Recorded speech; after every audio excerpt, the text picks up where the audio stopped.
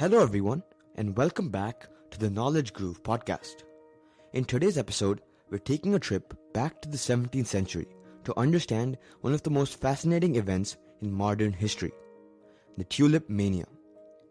This is a story of how a simple flower sparked the first ever recorded economic bubble, causing a massive financial crash that shattered lives of millions and left a lasting mark on history.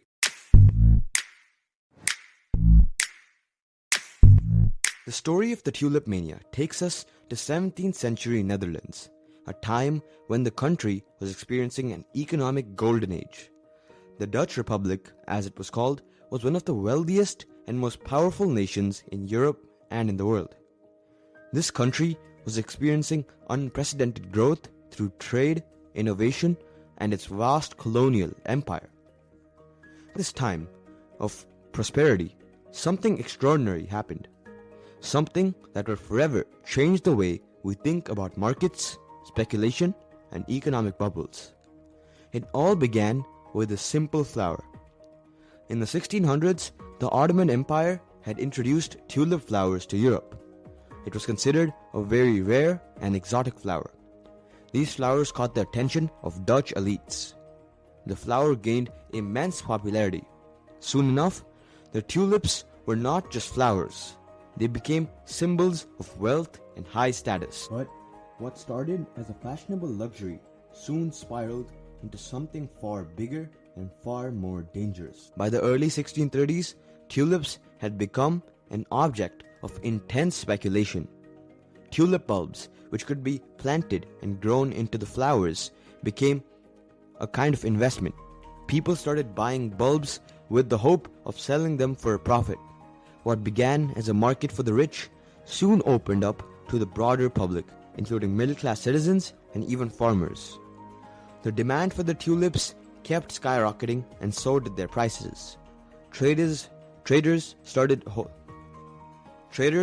holding auctions where buyers would bid on the most exotic tulips, some of which had unique features like striking colors and patterns. The most prized varieties were being sold at astronomical prices. To give you some reference, at the height of the Tulip Mania, a single tulip bulb could cost more than the price of a house or even a ship. In fact, some bulbs were reportedly sold for as much as 10,000 guilders, the equivalent of what a skilled craftsman would earn in a whole lifetime. And here's when things took a strange turn. Seeing this insane value, the ordinary people began borrowing money to buy tulips. There were even future contracts being sold, where people would agree to buy tulips at a set price in the future. In other words, people were betting that the price of the tulips would continue to rise. This speculative frenzy was feeding off itself. As prices rose, more and more people jumped in, hoping to sell at an even higher price. Everyone believed that the tulip price would only go up, and no one wanted to miss out on the potential fortune. This is considered the classic case of herd behavior, where people follow the crowd, convinced that the market would never crash. But as we know, nothing lasts forever. By the winter of 1637, the tulip market began to falter. Prices started to plateau, and then suddenly the bubble burst. Buyers became unwilling to pay the high prices, and sellers couldn't find any takers. Within a matter of weeks, the value of tulip bulbs plummeted. It quickly became a financial disaster. People who had invested heavily in tulips found themselves unable to sell their bulbs. The loans that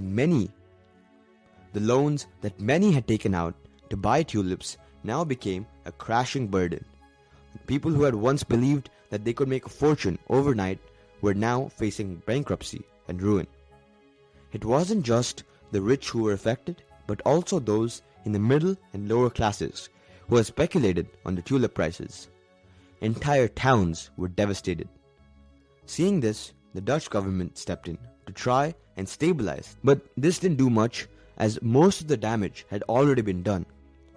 The deadly economic bubble had bursted, and the Tulip Mania became a symbol of the dangers of speculation.